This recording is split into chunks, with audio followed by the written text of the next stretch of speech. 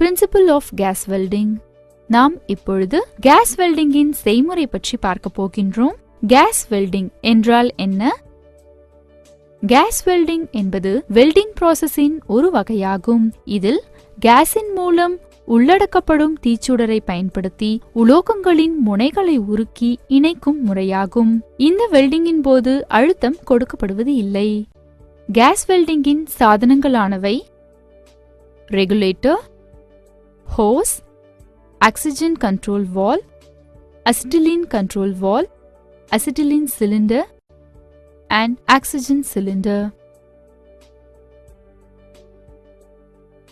சிலிண்டரின் வால்வை திறந்து கேஸை வெளியேறும் அழுத்தத்தை பிரஷர் கேஜில் சரி செய்து கொள்ளவும்.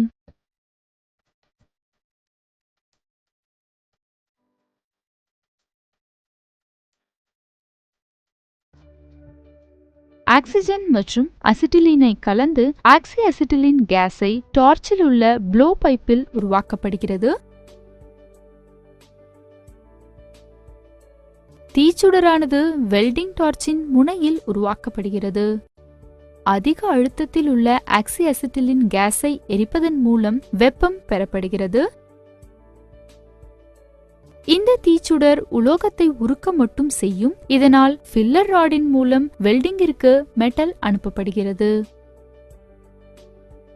இதனால் இரண்டு துண்டுகளும் ஒரே துண்டாக இணைகின்றன.